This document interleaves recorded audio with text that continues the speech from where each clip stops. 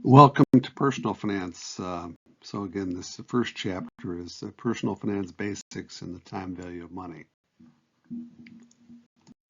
So what is personal financial planning?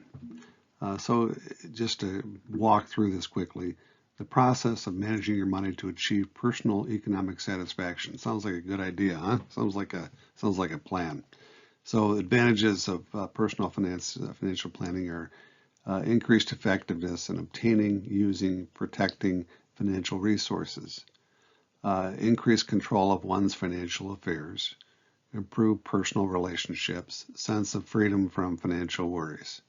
So that kind of covers the waterfront, if you will. But the basic idea, really, what it comes down to is that in a personal finance course, is that what we're really aiming to do is to kind of to help you to get your head wrapped around all the things that you will be encountering in your adult life, if you will. The things that we have to deal with, ranging from such things as mortgages and making decisions, purchasing decisions, budgeting, insurance, just a whole raft of things that come up that involve what your money, uh, your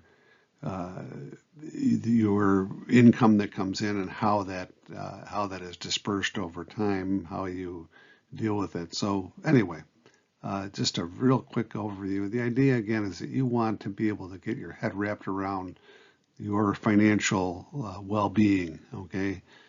So that you can, at least you'll be able to have, if you can get this part of your life under control, you'll be that much better off, right?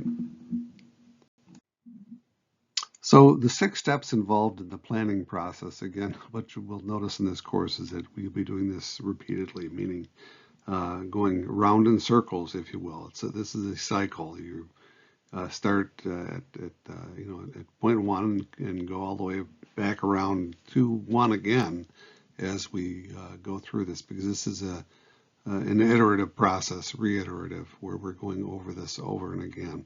So the first thing that we'll be looking at is determine what your current financial situation is. This is a tough one to kind of get your head wrapped around, but it's something that it's a starting point. You have to put your stake in the ground, so to speak. So you've got to figure out exactly where you're at. And this is a tough thing to do because a lot of these things are tough, at least in the beginning. But once you start to get the process down, it becomes much easier to kind of deal with, if you will. So from that point, from that starting point, we move on to developing your financial goals. What is it that you're trying to achieve? Do you want to retire by the time you're, 50, 60, 70, 30, whatever, developing your financial goals? You have to have something to kind of aim for. And of course, you have to have a plan. That step 3 is having the different plans, plan A, B, C, D, etc. So you have to identify alternative courses of action, if you will. 4, again, evaluate those alternatives that you have. Assess the risk that will be associated with it. And talking about the time value of money. This is the time component. The longer that you have due to compound interest, the better off you are, meaning the sooner you start this process, the better off you will be.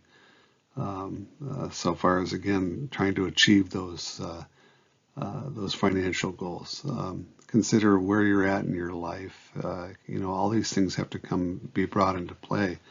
If you're married, you have children, are you starting your career, are you midpoint of your career, etc. The personal values that would be associated with, things that are important to you. And these change over time, believe it or not, they do. And also the economic factors that are out there. This is the economic reality that we have to deal with. And this is, again, changing all the time. What is the old expression? The only thing constant in life is change. And that's what we're talking about with this. The economic factors are always changing. Onward we go. Number 5, create and implement your financial action plan. So, you set your targets out there, your goals, where you want to be. And now this is the plan of action that you would have to achieve those goals, right? 6 is review and revise that financial plan, meaning if you put this plan into action, you implemented it. See how it works. Is it working for you? Is it something you've got to tweak? Eventually you will. Everything has to be tweaked going forward. So again, these are the 6 steps of the planning process. And again, this is over. You would be doing this over and over again, right?